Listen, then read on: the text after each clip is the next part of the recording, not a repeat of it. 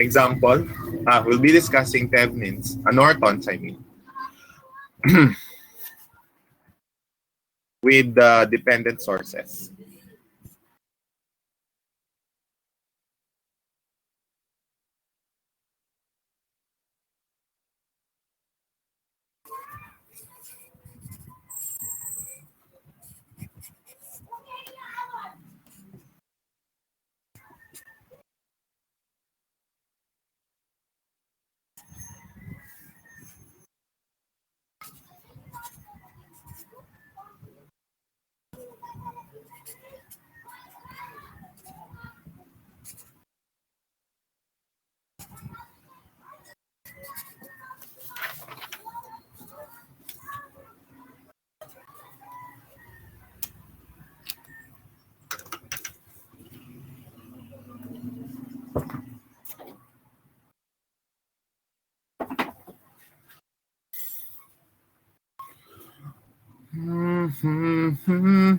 Good afternoon.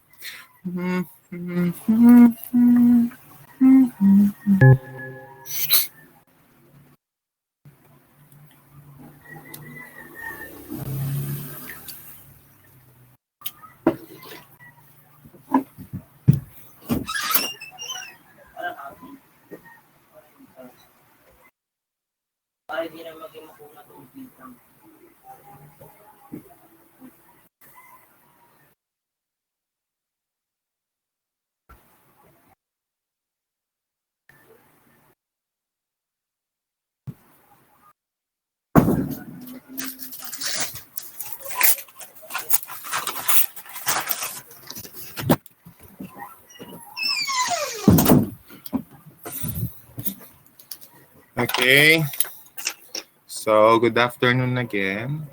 So don't forget your exam later. So I only gave you three circuits, but I think one or two, you'll solve them in two methods. So one is in terms of mesh and nodal. The other is in terms of Norton's. No, sorry. Source transformation.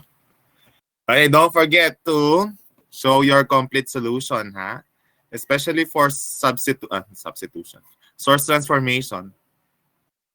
I want the drawings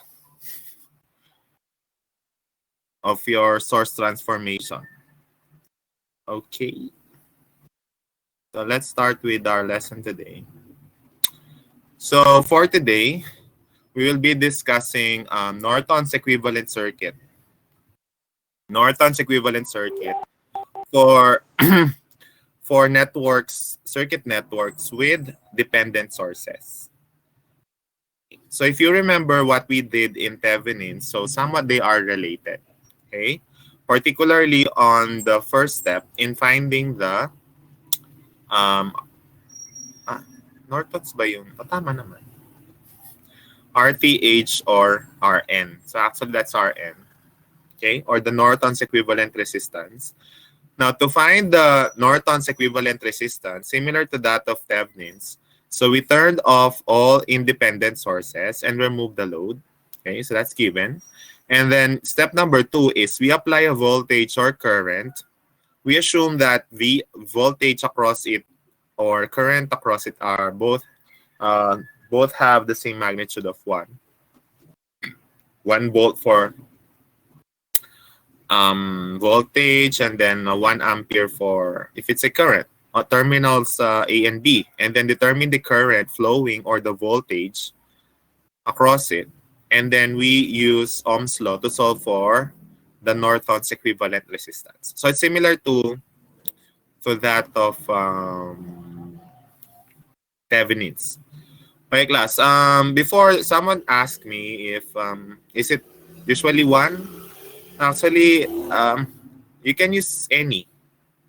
You can use 10 volts or 100 volts or 100 amperes. It doesn't matter. Kasi we'll get din the Raman ratio. Okay? So what's important is the ratio. So VO over IO. So if you'll get VO, you need to solve for IO or vice versa. Okay. So next one is, then we want to find the Norton's equivalent current. Okay. The step in 2 is the same as the step in case 1. So short the terminals across A, B, and then find the current flowing through the shorted terminals A, B. O, yun lang. Yun lang yung difference. Ang difference lang is on how we get the RTH or RN. RN, I mean. Okay, so let's discuss that with an example. Let me remove my presentation and go with my video. Okay. So I am given a circuit network here with a dependent source at the top with a value of 2Vx, which is related to this one. And then we have 6 ohms and yeah. So ang requirement natin is find the Norton's equivalent circuit. Okay, we need to find the Norton's equivalent circuit. Okay, so unahin na natin ang RTH. Okay, what is now? How will we find RN? Rn. Okay, based on the rule or the steps, okay, we need to remove the independent sources. So that means we will remove 5 amperes here. Okay, we will remove 5 amperes. Let me redraw it.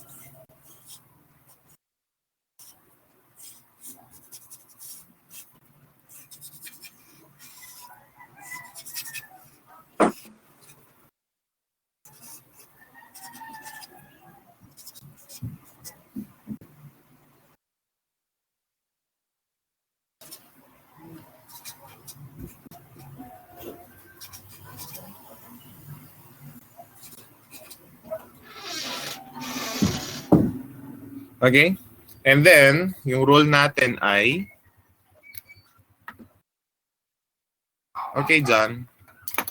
Don't worry. Okay, it's okay. Okay, anong rule natin? Ang rule natin ay, so we will connect a voltage source, zero current source. Now you decide. What should we use? Current or voltage?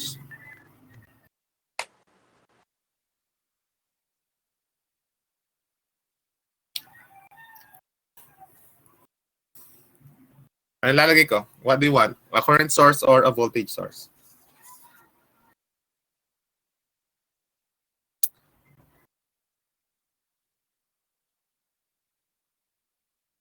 Ano?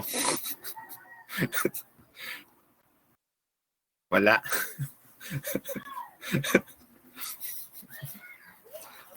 Ulan, malakas. So, siya, current source daw.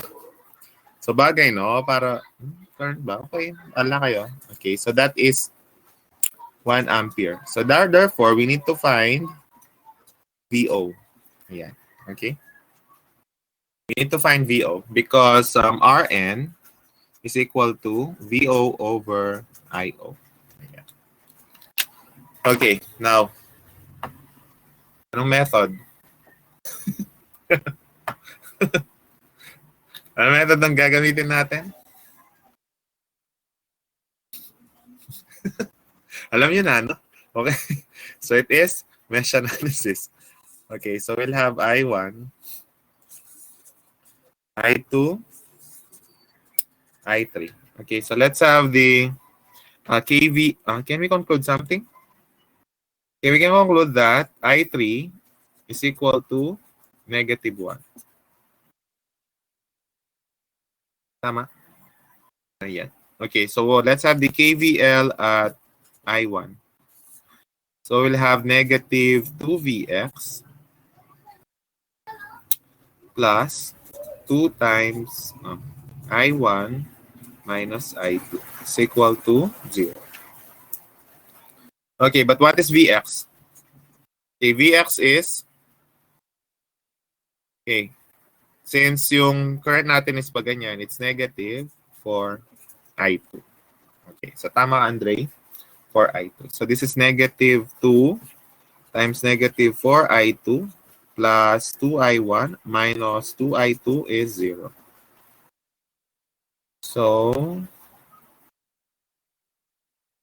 So this will be 8.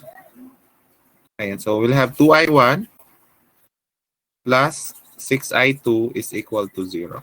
Tama ba? This is positive 8 minus 2. So this is our first equation. Okay, then KVL at I2. 4i2 plus 2 times I2 minus I1 plus 6 times I2 minus negative 1 or plus 1. It's equal to 0. Okay, so this will be, so this is 2i2 minus 2i1 and this is 6i2 plus 6. So I1 meron lang isa. So negative 2I1, 10. 10, 12, 12. 12 plus 12I2 is equal to negative 6. So this is our second equation. Tama ba? Hmm. Mm, mm, mm, mm. Okay. Okay, so given this equation, so let's use equation 5, 5, 1. 5, 1. So what's I1 and I2?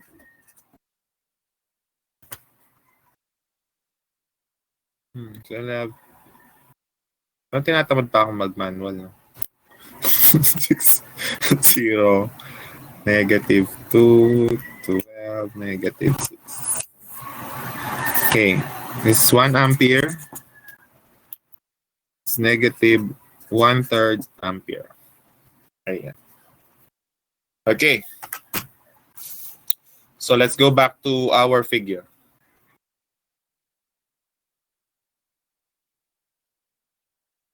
Ayan. Okay, so we know also I3 is negative 1 ampere. Ayan. Now, how will we get VO? So we'll have KVL at I3. So let's have KVL at I3.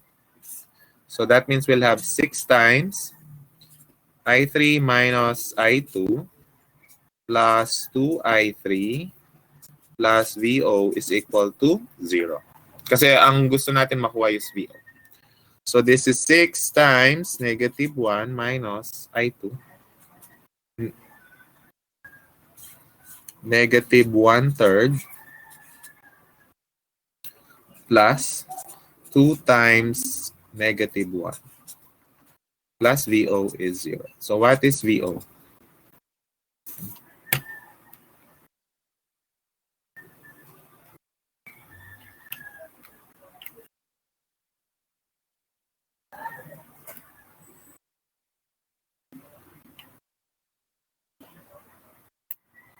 Okay. It is 6 volts. Ayan. So therefore, Rn is equal to VO over IO. So that's equal to 6 volts over our IO is 1 or 6 ohms. Ayan. Okay. Okay. Any question on getting the Norton's equivalent resistance?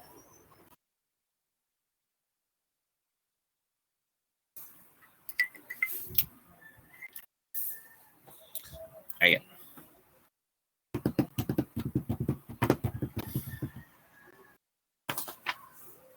Okay.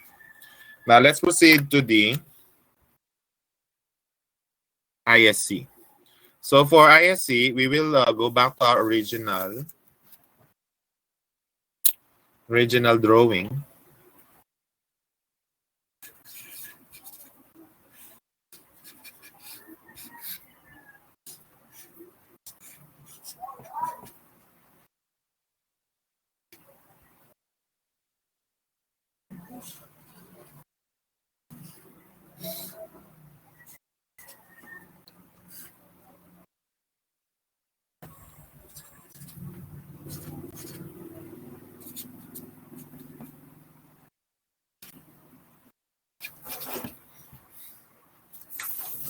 Ayan. So let's go back to our original drawing.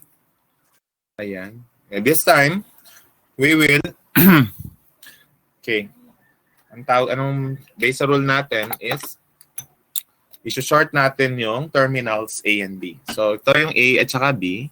I-short natin yan. And we want to find the current IN. So IN is the current flowing through AB if we will short it. Yeah. Okay.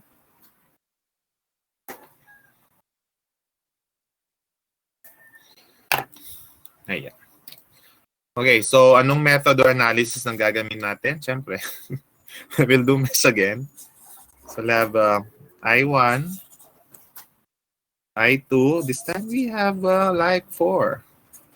I3, and I4. But we can conclude that I4 is equal to IN. And at the same time, we can conclude that I1 is equal to 5 amperes.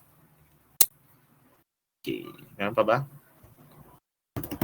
Wala. Okay. So let's have the KVL at I1. Ay, sorry. Wala na palang I1. I2. Ay, yung palang VX. What is VX then? Okay. So, what do you think is VX? VX is here.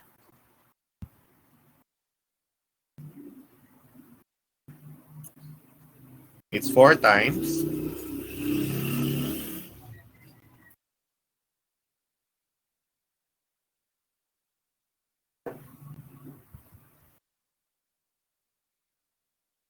Okay, so that's I1 minus I3. So tama ka, Noel. So that's I1 minus I3. Or that's equal to 4 times 5 minus I3. So we can so write this 20 minus 4 I3. Ayan. So that's our V of X.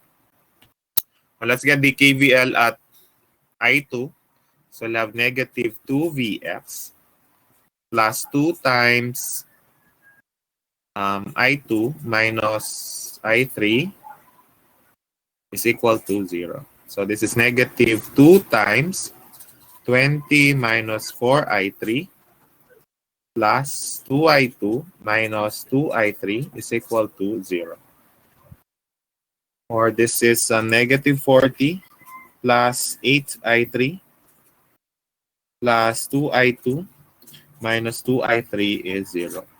So we can write this as 2I2 minus plus 6I3 is equal to 40. So this is our first equation.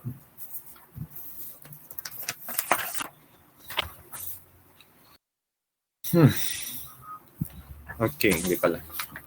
So let's have our second equation, the KVL at I3. Okay, at I3, so we'll have 4 I3 minus I1 or 5. This one is I1 plus 2 times I3 minus I2 plus 6 times I3 minus I4. So that's equal to 0. So this is 4I3 minus 20 plus 2I3 minus 2I2 plus 6I3 minus 6I4 is 0. So let's simplify I2 muna. So we'll have negative 2I2 plus I3. 12 plus 12I3. That's 4, 2, and 6. Minus 6I4 is equal to 20. So this is our second equation. Okay, now KVL at I4. So that's 6I4 minus I3 plus 2I4 is equal to 0. So we only have negative 6I3 plus 8I4 is equal to 0. So this is our third equation. Now using equation 5 and 3, So that's I2, I2, I3, and I4.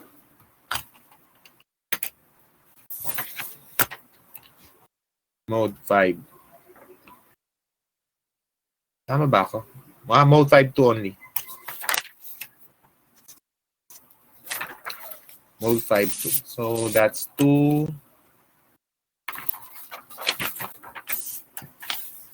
Okay, first equation. That's 2, 6, 0, 40. Second, negative 2, 12, negative 6, 20. And third equation, 0, negative 6, 8, 0.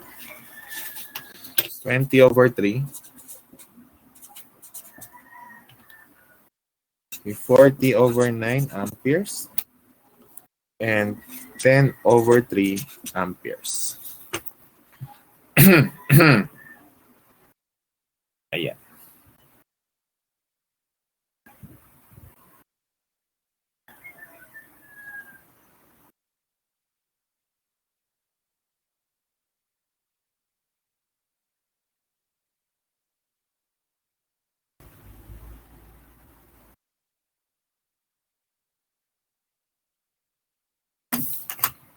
Okay, so therefore, what can we conclude? Therefore, IN is 10 over 3 amperes.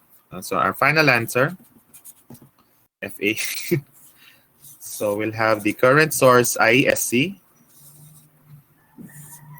and then we'll have the RN, and then terminals A and B. So RN is 6 ohms, and then ISC is 10 over 3 amperes. So this is our final answer.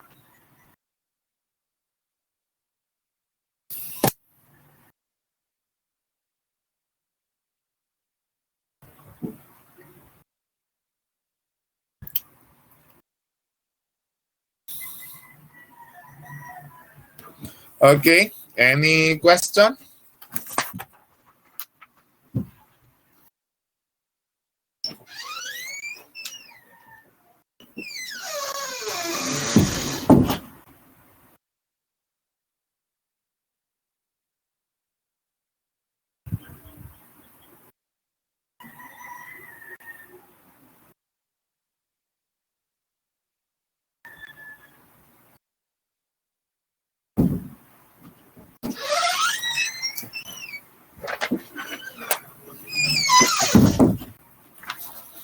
How lovely is your dwelling.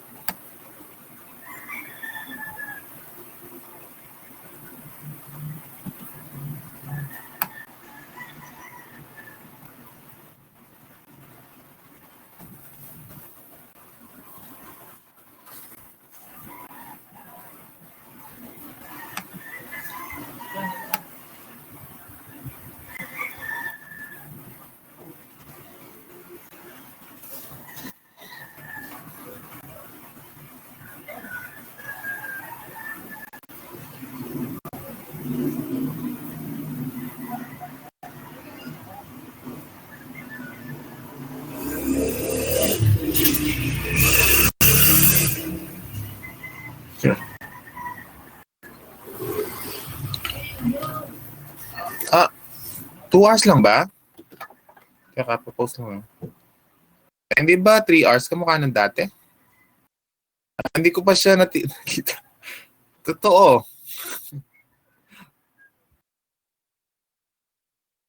I'm not sure. So probably I'll inform you later.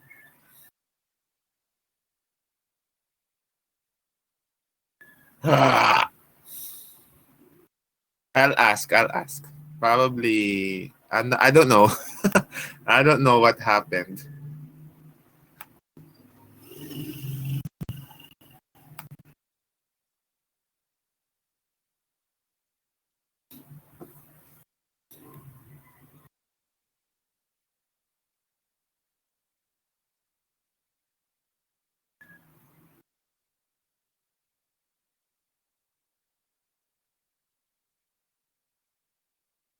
Sino nag-send?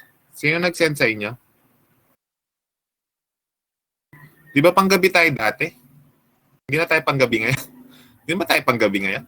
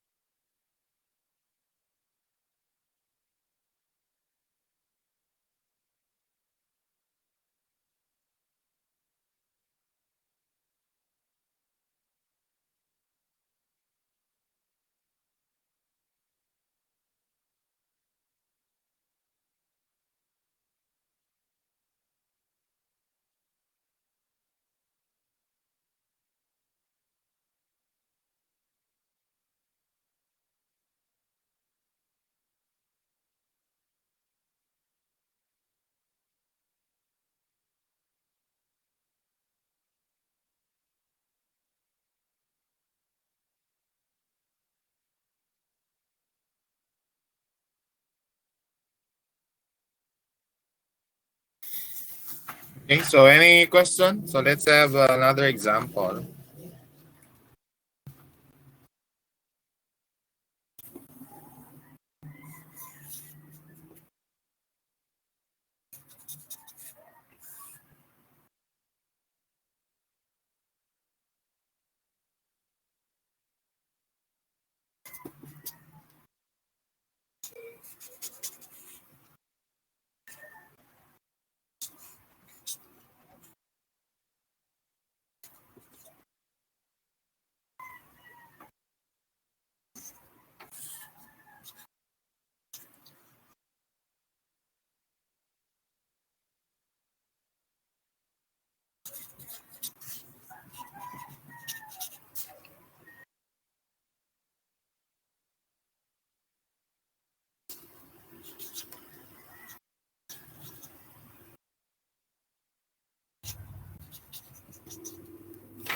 Okay.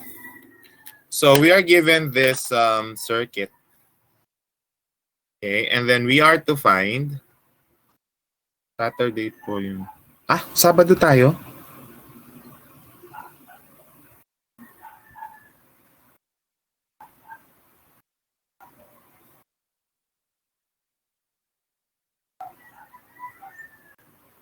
I will verify. I will verify that one. Akala ko, di ba dati Thursday night yata tayo? Tama ba ako? Thursday night? Wala naman kayong conflict sa na exam.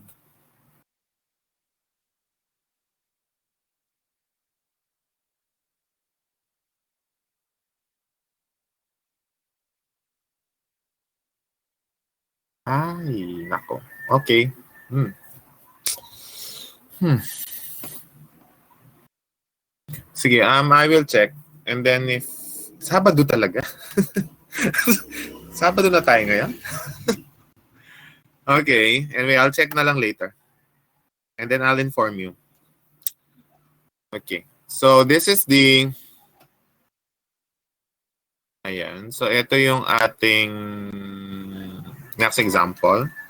So we are to find the power absorbed by the 40 ohm resistor using the Norton's equivalent circuit. Okay, using Norton's equivalent circuit.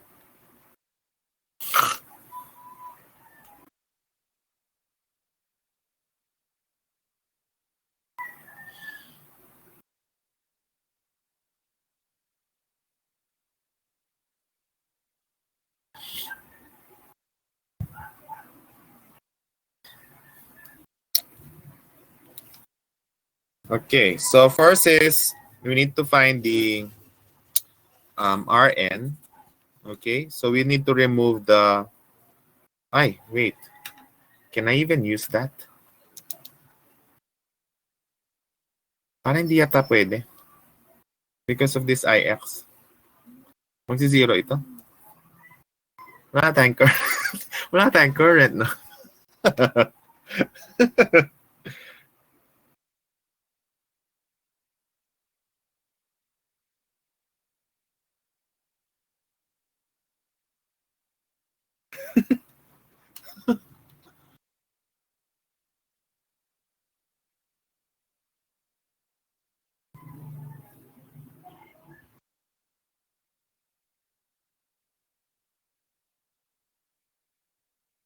Okay, anyways.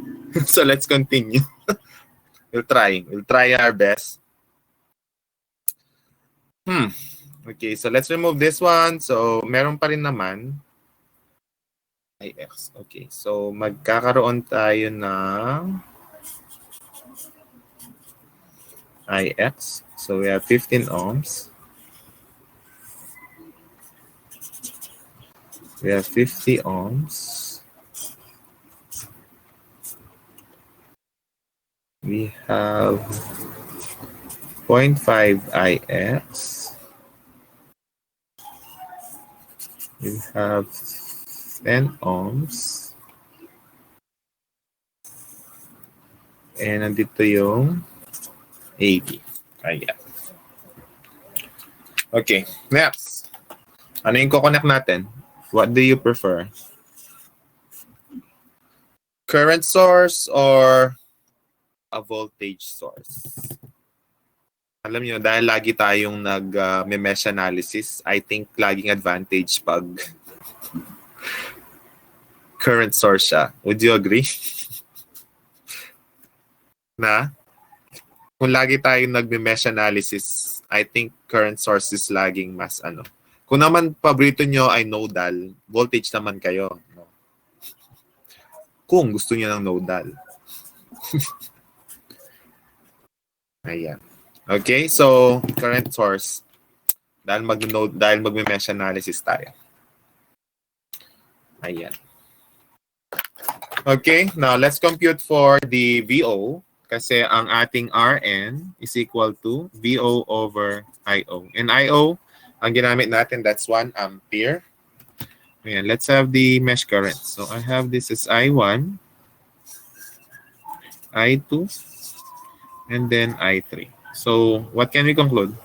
So we can conclude that I3 is equal to negative 1 ampere and I1 is equal to Ix. Tama ba?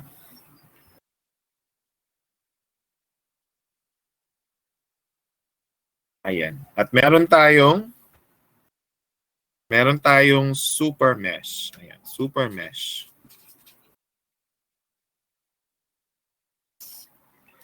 Okay, itong super mesh natin ay, ano equation natin?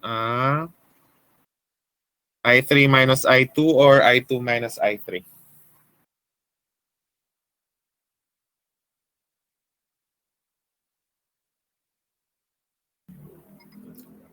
Okay, tama kasi ito yung susundan yung direction. So it is I3 minus I2 is equal to 0.5 Ix. Or I3 minus I2 is equal to 0.5 I1. And then, ayusin na lang natin. So that will be negative 0.5 I1 minus I2 plus I3 is equal to 0. So this is our first equation.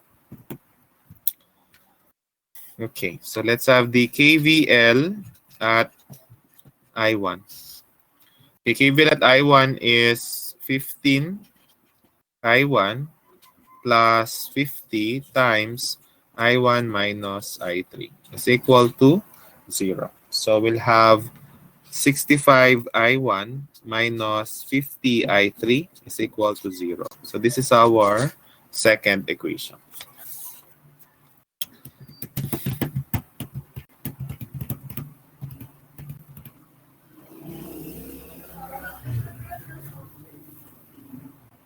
Ay, kaya lang, hindi ko sinubstitute.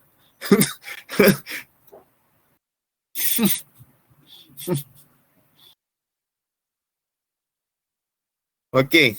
Substitute natin pala yung I3. Dito sa at equation I1.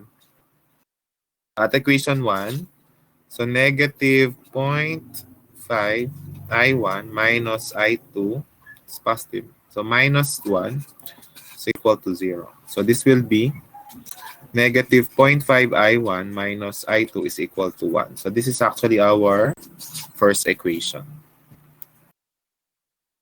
Oo. Noel, tama ka. So let's have it at equation 2. So this is 65 I1 minus 50 times negative 1 is equal to 0. Or,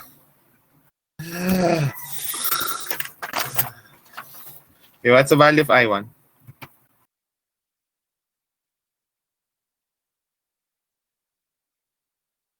The I1 is equal to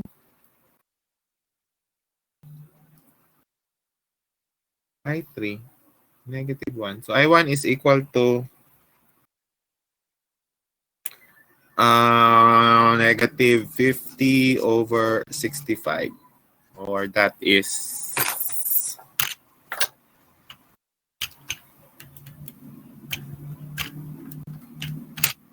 10 over 13. Okay, so negative 10 over 13 amperes.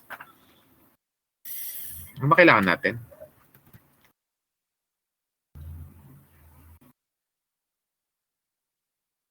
Okay, how about I2?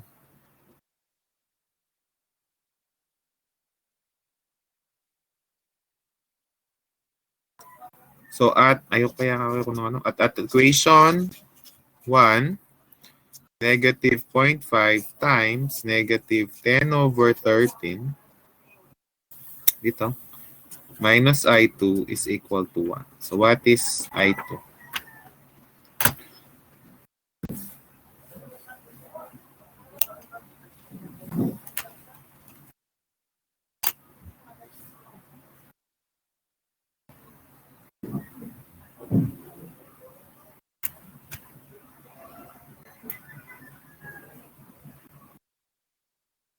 Okay, it is negative 8 over 13 amperes.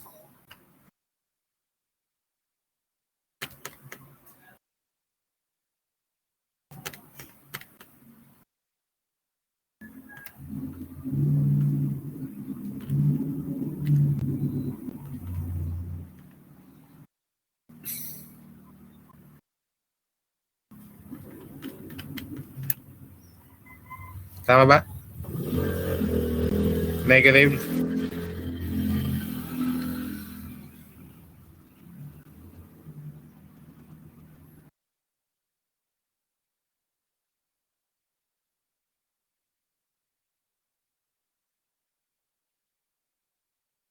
Hmm.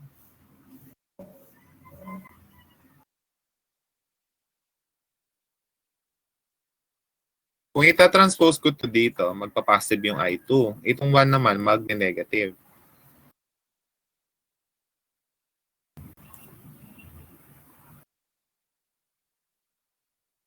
Okay? Pero, so tama, negative. Yeah. So I2 is negative. Ayan. So actually, if we will follow the drawing, why is it negative? Kasi if this current is in this direction, and then this current is in this direction, so therefore, the current here is in this direction. So it's opposite I2. Kaya magne-negative yung I2. Tama ba? So talaga dapat ang direction niya is pa ganyan.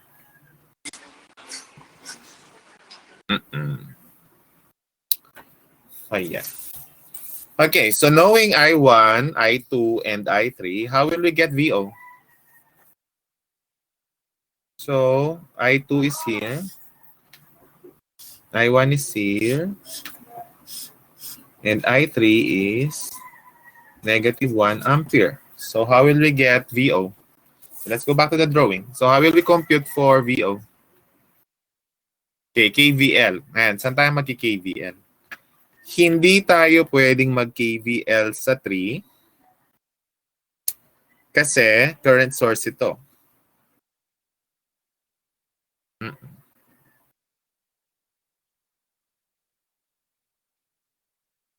Ano pwede natin gawin? Okay, i-KVL natin is ito. Wag yung sa I3. Wag lang yung I3. So ang i-KVL natin, wag yung I3 kasi hindi natin kayang i-KVL ito. Dahil kung voltage source ito, walang problema. Kung voltage source siya. Kaya lang current source siya, hindi natin alam kung anong voltage nito. Kaya ang gagawin natin, ang i-KVL natin ay yung sa labas. Dito. Okay? So ito yung i-KVL natin. Ayan. Naintindihan niyo po ba yung drawing ko? Yung may green. Yung i-KVL natin. Okay, so let's have the KVL na green. Okay. Parang minimesh natin yun, no? Okay, so that will be 50 times I3 minus I1 plus 10 I2 plus VO is equal to 0. Okay, yeah. So 50 times negative 1 minus I1 is negative 10 over 13 plus 10 times negative 8 over 13 plus VO is equal to 0. So what is VO?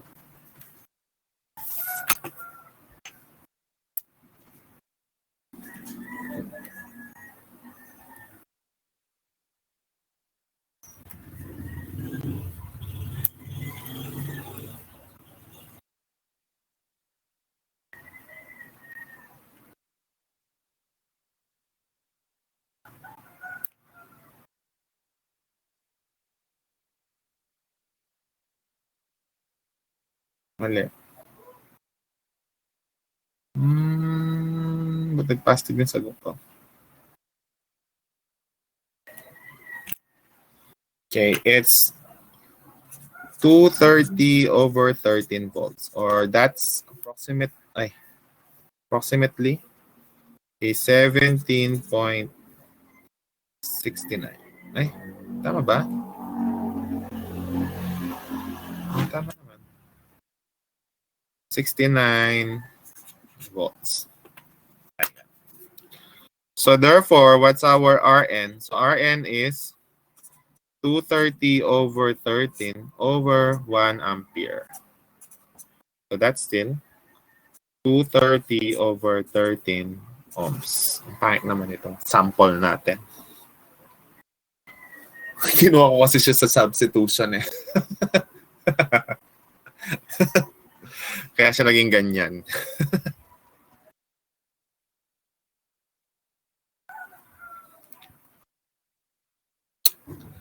Okay, so let's proceed to the next one. Okay, so let's compute now for ISC. Now let me draw let's go back to the original drawing.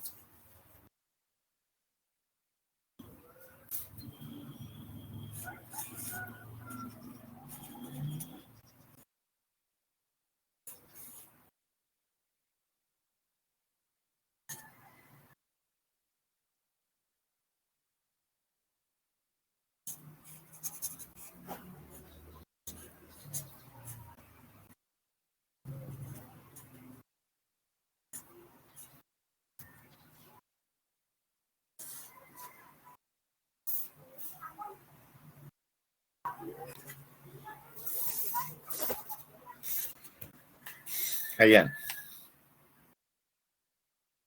Okay?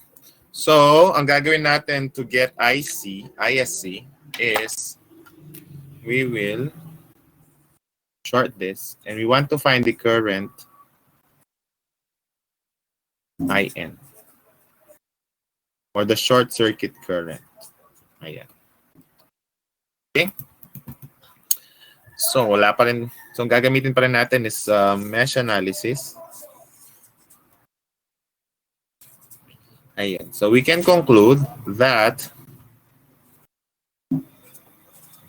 I3 is equal to IN. Okay?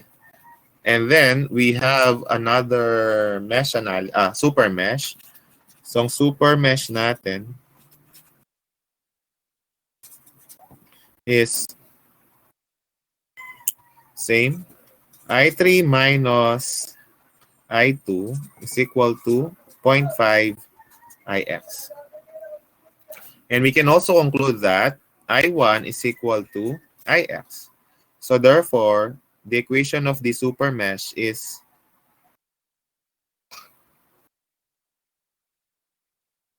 I minus I2 plus I3 is equal to 0. So this is our first equation.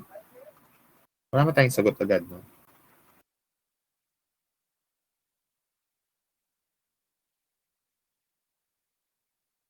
Ayan. Okay, next.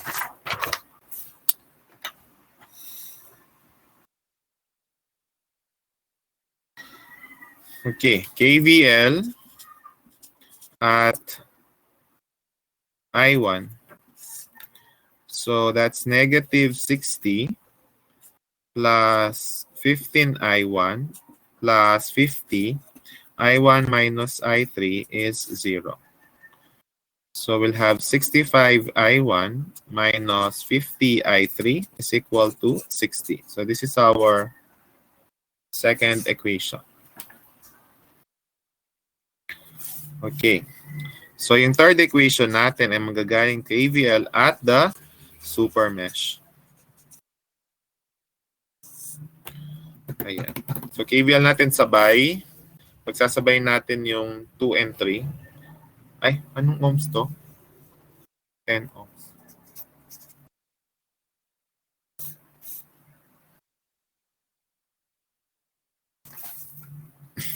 Ayan. So we'll have 10 I2. Yun lang. Plus 50 I3 minus I1. Wala na. Is equal to 0. So we'll have negative 50 I1 plus 10 I2 plus 50 I3 is equal to 0. So this is our third equation. So we'll have the equation 5 and 2. Okay, so what's I1, I2, and I3? Mode 5, 2. So ang equation 1 natin ay this one. Negative 0.5, negative 1, positive 1, 0. And then 65, 0, negative 50, and 60. And the negative 50, 10, 50, 0. Okay, so I1 is 72 over 23 ampere. I2 is 30 over 23 ampere. And I3 is 66 over 23 ampere. Ayan. So therefore, IN is 66 over 23 amperes. Okay, so let's have the Norton's equivalent circuit. Okay, this was not originally under Norton's. Kinuha ko lang siya under another method. Then ibabalik na natin yung 40 ohms. Ayan, 40. And this is 1230 over 13 ohms. And this is 66 over 23 amperes. Ayan. So ito na yung ating Norton's equivalent circuit. Now to get the power, hindi ko naman yung voltage. What's our R equivalent? So R equivalent is 40 plus 230 over 13. So it's a 184 over 15 ohms. And the voltage is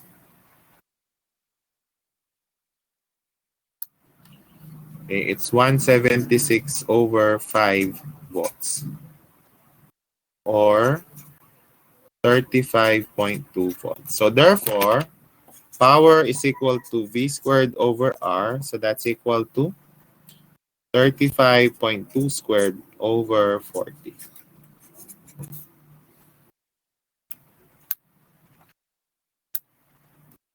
It's 30.976 watts. Ayan. Okay, so that is the power absorbed by the 40 ohm resistor. Ang ginawa ko dito ay pinarallel ko to and then i-multiply ko sa current to get the voltage. So this resistance, which is the parallel combination of the two, multiply it by this current to get the voltage. And since they are in parallel, so the voltage across the combination is the same as the voltage across 40, which is 35.2. Now to compute for the power, so that is V squared over R.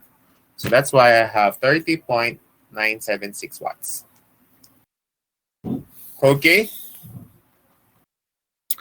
So any question?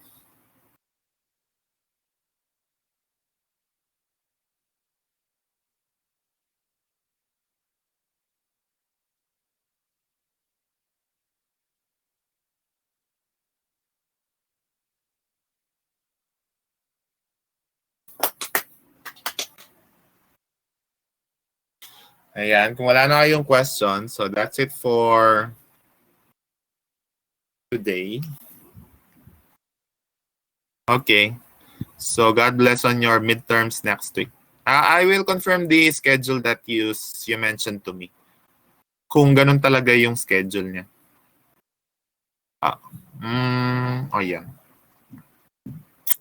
And don't forget your test later. Okay, so good day. Good day and God bless.